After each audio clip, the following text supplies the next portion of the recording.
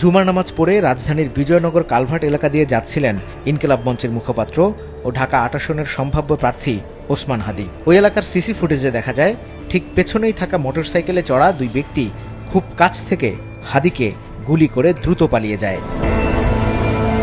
গুরুতর আহত অবস্থায় রিকশায় করেই তাকে নেওয়া হয় ঢাকা মেডিকেল কলেজ হাসপাতালে। চোয়াল ও মাথায় গুলি লাগে জুলাই অভ্যুত্থানের প্রথম সারির এই যোদ্ধার। তাকে দেখতে ছুটে যান হাসনাত আব্দুল্লাহ, তাসনিম জারা সহ আরও অনেকে। এরই মধ্যে হামলাকারীদের গ্রেফতারের নির্দেশ দিয়েছেন প্রধান উপদেষ্টা। হাদির ওপর নৃশংস এই হামলায় ক্ষোভে ফেটে পড়ে সর্বস্তরের মানুষ। নিন্দা জানান রাজনৈতিক নেতারাও। বিকেল থেকেই শাহবাগ সহ বিভিন্ন এলাকায় শুরু হয় বিক্ষোভ মিছিল। ছাত্রদল, ছাত্র শিবির, ডাকসু নেতারা সহ বেশ কয়েকটি সংগঠন দেয় তাৎক্ষণিক কর্মসূচি। হাদিকে দেখতে হাসপাতালে ছুটে যান জামায়াত ইসলামীর আমির ডাক্তার শফিকুর রহমান ও এনসিপির আহ্বায়ক নাহিদ ইসলাম সহ অনেকে।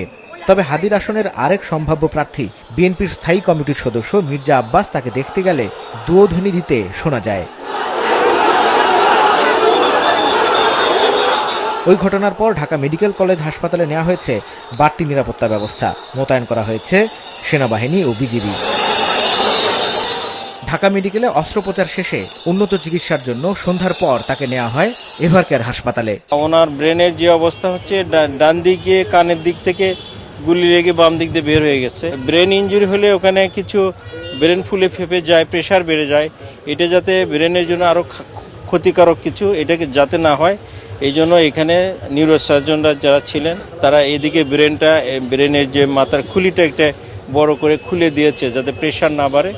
এবং কিছু রক্তক্ষরণ হচ্ছিল, তারপরেও নাক দিয়ে গলা দিয়ে সেগুলো নাক কান গলার ডাক্তাররাও টিমে ছিলেন, সেগুলো বন্ধ করে ব্লাড প্রেশার মোটামুটি মেনটেন করে আমরা ওনাদেরকে পাঠাইছি। আমরা কতটা আশা রাখতে পারি এইটা এক্স্যাক্টলি বলা যাচ্ছে না, কিন্তু অবস্থা হচ্ছে আশঙ্কাজনক।